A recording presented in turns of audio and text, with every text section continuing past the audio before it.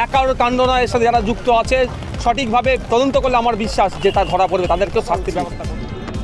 গণতান্ত্রিক উপায়ে মানুষের রায় নিয়ে মমতা বন্দ্যোপাধ্যায় আর সকালে চাকরি চাললে সন্দীপ ঘোষ সন্ধ্যে চাকরি পেয়ে যাচ্ছে, কারণ এর মধ্যে কি রহস্য আছে? মানুষ তিনবার করে ভাবে, কিন্তু এরা হচ্ছে মূর্খ শিক্ষা। 12 দিন হয়ে গেল এখনো পর্যন্ত প্রোগ্রেস সে অর্থে দেখতে পাচ্ছি না। বিরোধীদের গলার কাঁটা হচ্ছে অভিষেক বন্দ্যোপাধ্যায়, তাই আজকের অভিষেক বন্দ্যোপাধ্যায় মনে করে এই ধরনের এই চোর পুলিশ খেলা খেলবে, তাহলে কিন্তু সিবিআই সিজিও কমপ্লেক্স আমাদেরকে অভিযান করতে হবে। নায়ক হচ্ছে অভিষেক বন্দ্যোপাধ্যায়। এই মুহূর্তে বাংলার যুব সমাজের আইকন কারোর কাণ্ড নয়, এর সাথে যারা যুক্ত আছে সঠিকভাবে তদন্ত করলে আমার বিশ্বাস যে তা ধরা পড়বে, তাদেরকেও শাস্তির ব্যবস্থা করতে হবে। আর সকালে চাকরি চাললে সন্দীপ ঘোষ সন্ধ্যে চাকরি পেয়ে যাচ্ছে, কারণ এর মধ্যে কি রহস্য আছে? যে হাসপাতালে যে বর্জ্যগুলো আছে সেগুলো গিয়ে দিয়ে দুর্নীতি হচ্ছে না, র্যাকেট ছিল, এটা কার কি কাহিনী আছে সেটাও খুঁজে বার করতে হবে যারা তদন্ত করছে এটা। আর সিবিআইয়ের কাছে 12 দিন হয়ে গেল এখনো পর্যন্ত প্রোগ্রেস সে অর্থে দেখতে পাচ্ছি না। প্রয়োজনে সিবিআই যদি মনে করে এই ধরনের এই চোর পুলিশ খেলা খেলবে, তাহলে কিন্তু সিবিআই সিজিও কমপ্লেক্স আমাদেরকে অভিযান করতে হবে, ঘেরাও করতে হবে। আর একটা কথা হচ্ছে যে মুখ্যমন্ত্রী যে 10 লাখ 5 লাখ 2 লাখের যে রেট বেঁধে দিচ্ছেন, এটা বাধা বন্ধ করা হোক। মুখ্যমন্ত্রীকে আমরা সম্মান জানিয়ে বলছি, তার মুখ থেকে আমরা এই ধরনের শব্দ বাক্য আমরা কোনোদিন আশা করিনি। যদিও অন্যার এক বিধায়ক মুখ্যমন্ত্রী সম্পর্কে যে কুরুচিকর মন্তব্য করেছে, 25 লাখের রেট বেঁধেছে, সেটাকে যেমন ধিক্কার জানাচ্ছি, একইভাবে মুখ্যমন্ত্রী যে 10 লাখের কথা উল্লেখ করছে ধিক্কার জানাচ্ছি। আমরা খুব শোকাগ্রস্ত, আর আমাদেরকে টাকা দিয়ে উনি ভুলাতে চাইছেন।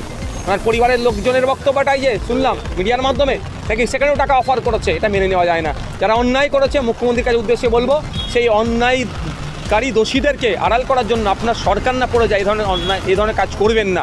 আপনার কাছ থেকে আমরা আশা করছি নিরপেক্ষতার সাথে কাজ করবেন। যদি এখন সিবিআইয়ের হাতে মামলা গিয়েছে, আর আমি অন ক্যামেরা বলছি সিবিআই দ্রুত বিচার চার্জশিট করে কোর্টকে দিতে পারবে, রাজ্য সরকার যদি সহযোগিতা করে। আমি আশা করব রাজ্য সরকার সহযোগিতা করবে, সিবিআইকে দ্রুত দোষীরা শাস্তি পাবে। ব্যাপারটা কি? এখানে তো অনেক কিছু হচ্ছে, অনেক সন্দেহ হচ্ছে যে হচ্ছে কি সিবিআই কাদের কথা শুনে চলছে, সেও প্রশ্ন থেকে যাচ্ছে।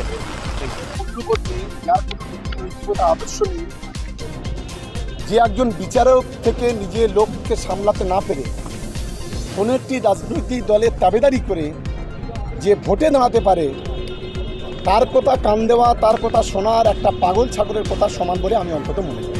তিনি বলছেন যে অবিলম্বে রাজ্যের যা পরিস্থিতি, মুখ্যমন্ত্রীকে সিবিআই হেফাজতে নেওয়া দরকার। কিন্তু লজ্জা থাকা উচিত। গণতান্ত্রিক উপায়ে মানুষের রায় নিয়ে মমতা বন্দ্যোপাধ্যায় ক্ষমতায় এসছেন, সে কি লোকসভা কি বিধানসভা, তার সঙ্গে কোনো কথা বলার আগে একজন শিক্ষিত মানুষ তিনবার করে ভাবে, কিন্তু এরা হচ্ছে মূর্খ শিক্ষিত। এদের মুখে কিছু বাদে না, এরা যখন যেটা মনে আসে সেইটা বলে। ফলে এদেরকে গুরুত্ব না দিয়ে, এদের কোনো কথায় গুরুত্ব না দেওয়াই উচিত বলে আমি মনে করি। একই সঙ্গে তিনি বলছেন যে অভিষেক বন্দ্যোপাধ্যায় তিনি বঙ্গ রাজনীতিতে মূল্যহীন, তার কোনো মূল্য নেই। মূল্যহীন না, বঙ্গ রাজনীতির নায়ক হচ্ছে অভিষেক বন্দ্যোপাধ্যায়। এই মুহূর্তে বাংলার যুব সমাজের আইকন, এই মুহূর্তে বাংলার বিরোধীদের গলার কাঁটা হচ্ছে অভিষেক বন্দ্যোপাধ্যায়, তাই আজকের অভিষেক বন্দ্যোপাধ্যায়ের সঙ্গে সম্পর্কে এই কথা বলা হয়েছে।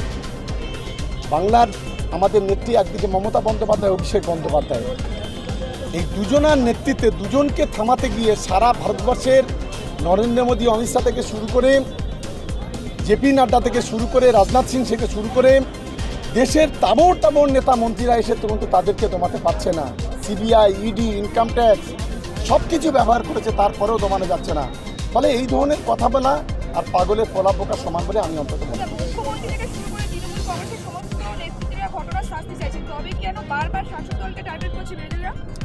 এটা হচ্ছে ওদের কাজ। ঘটনা তদন্ত করছে সিবিআই, রাজ্য পুলিশ নয়।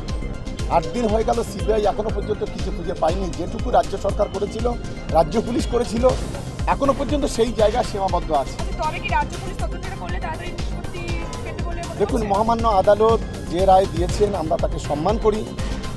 মহামান্য সুপ্রিম কোর্ট তার তত্ত্বাবধানে সিবিআই তদন্ত করছে, আমরা সকলকেই সম্মান করি।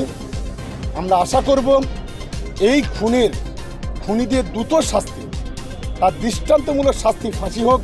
এটা মাননীয় মুখ্যমন্ত্রী যেমন বলেছেন, অভিষেক বন্দ্যোপাধ্যায় যেমন বলেছেন, আমরাও সাধারণ একজন নাগরিক হিসেবে আমরা দাবি করছি অবিলম্বে এই বিচার প্রক্রিয়া শেষ করে তাকে ফাঁসির কাঠে লটকানো হোক, এটাই আমরা চাইছি।